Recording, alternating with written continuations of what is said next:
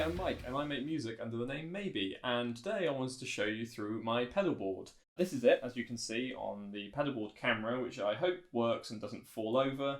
So I'll just guide you through it a little bit. Obviously we've got the PolyTune 3 Mini here, just tuner stuff. And then I have an AB switcher that goes between my Overdrive here and then Distortion and Fuzz. So I'll start off with the Overdrive. So I'm set to the kind of A side of the AB looper here, or the B side, I'm not really sure. But this is what this sounds like.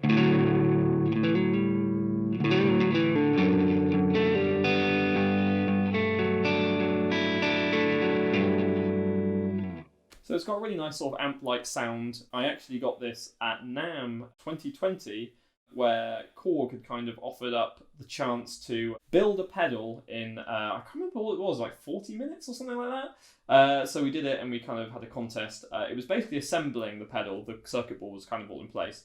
And it sounds amazing. I totally wasn't expecting to like it that much. It's got a new tube in it. It's one of the best uses of new tube I've heard. So I'm really jazzed.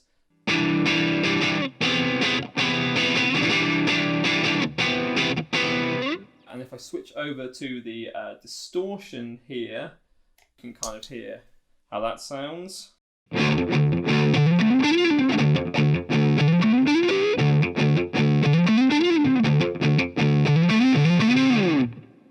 So this is the Sinvertek Drive N5. We had this in for review recently, and I was just totally blown away by this. Again, super amp-like, kind of straddles the line between like Mesa and Marshall. So I really like that kind of sound because all my favourite bands kind of tend to opt for those sort of tones. And then Old Red over on the side here, DigiTech Whammy. I've used a whammy since I was about 14 years old and got into Rage Against the Machine, and I have not been without one since.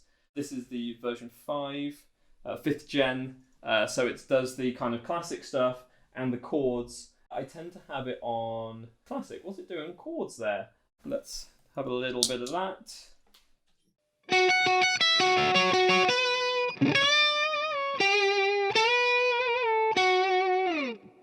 So that's the kind of octave-up doubling thing with the clean tone in there, and then I'll use it for really heavy riffs.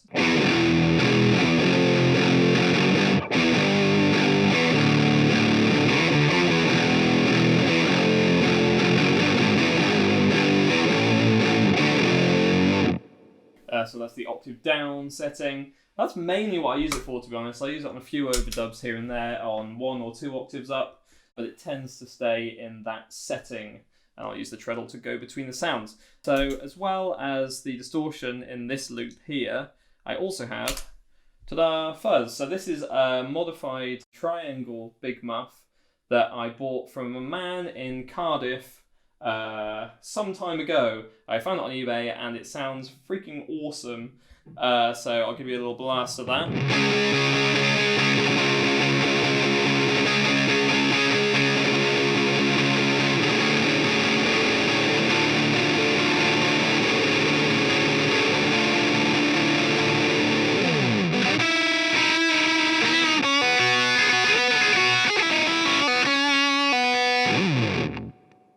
But it also has an octave switch, so I'll just put that in so you can hear what that sounds like. I went through a big like Joe Satriani phase when I was a teenager, and I was obsessed with the idea of having an octave fuzz in my rig, so this kind of did the Smashing Pumpkins sounds and the Satriani sounds as well. I don't use it so much now, but I am really keen to find a use for it because it sounds cool.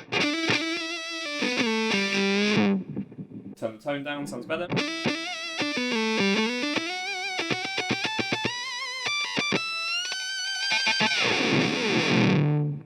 So I think gnarly is probably the word for that one. What I'll also do is I'll kind of run the Sweet Cream by Tone City in front of either the fuzz or the distortion. I'll show you what that sounds like. It's sort of like a honeybee style overdrive, but I just use it for boosting stuff. So I'll add a little bit of delay here to make up for my terrible technique.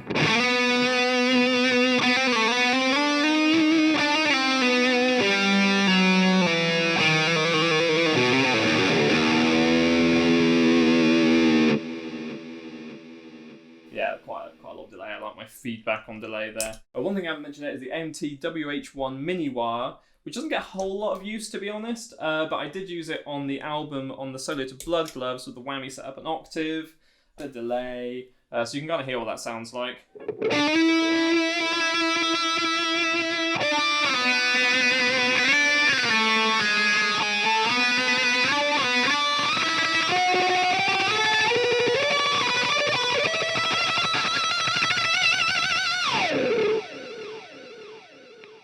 That was kind of like a first take solo on the album, so I can't totally remember how to play it, but it was along those lines in that kind of modal area. As you will have already seen, we've got the Boss DD500, which is just so much going on, I can't even like process it right now, but I've been really enjoying getting to know it. I've only got 6 patches set up because I'm a total noob, but I have a really nice mod delay, which is kind of based on the DD7, which I used to use before this, so you can hear that in action.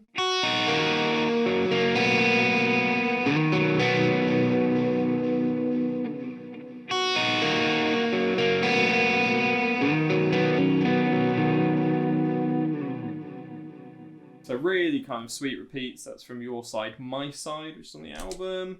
What I really like about the pedal is that you can use an external foot switch to do different things on different patches. So I can set up, say, like the shimmer delay, which is rad, to do like an infinite sustain.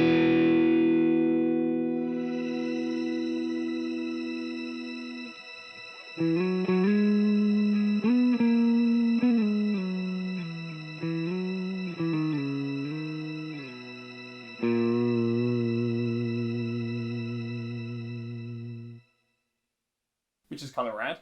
What other things have I got set up on here? I've got analog delay, so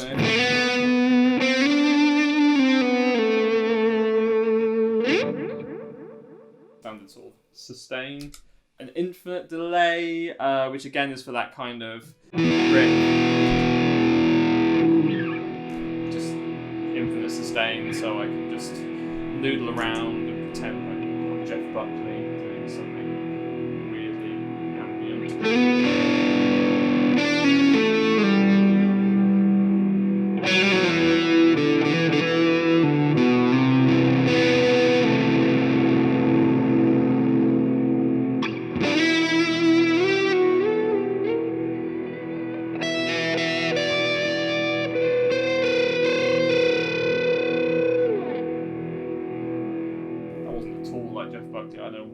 Talking about there, but maybe more Dylan Carlson, I don't know. And then I've also got, you know, the obligatory post-rock trem delay.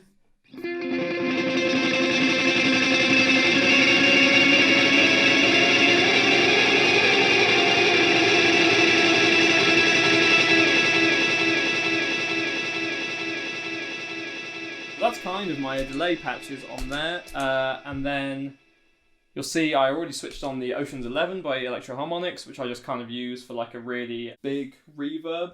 I use this a lot on Your Side, My Side. It's nothing special, just kind of a plate setting.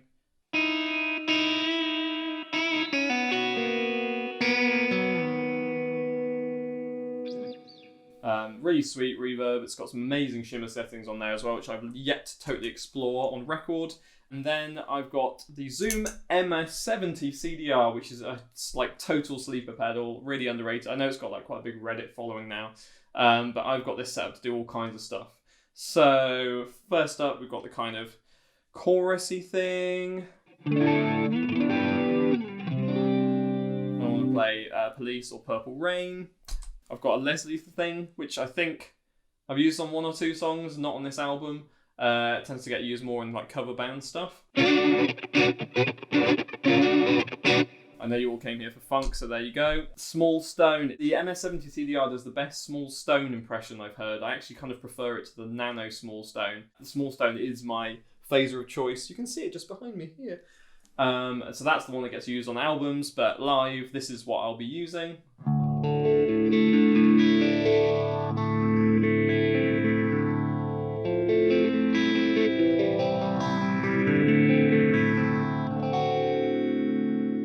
Does the Radiohead swirl. I absolutely love it. This is like the Line 6 kind of really massive, scary reverbs that you'd expect to hear like soundscaping stuff on cinema. cinema flicks, as nobody calls them. So you can kind of hear some of that here.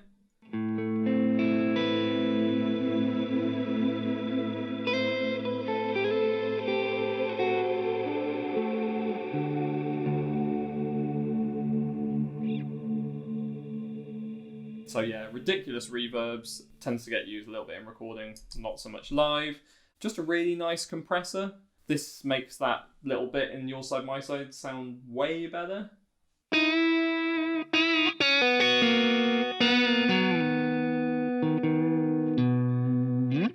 Next I've got set up is just a little chorusy section for partition, so you can hear that.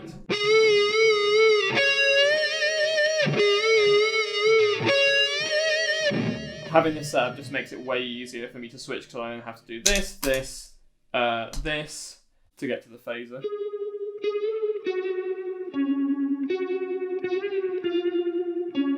And reverb, so all of that's coming from the MS-70 CDR, which makes it easier. Switch off the fuzz there for no real reason.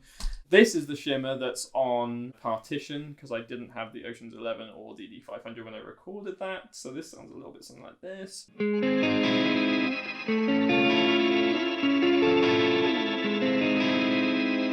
So there's that ice delay kind of thing that's the Strymon units do. Reverse reverb, it's on the last track on the album, the more sort of like ambient sounding one, so no such thing as goodbye, so you can hear it like this. So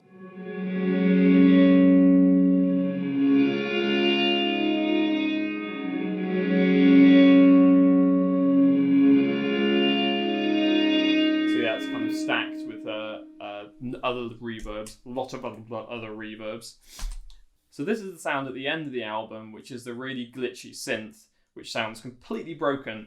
So I'll give you a little taste of that, and you can hear how the tracking completely deteriorates.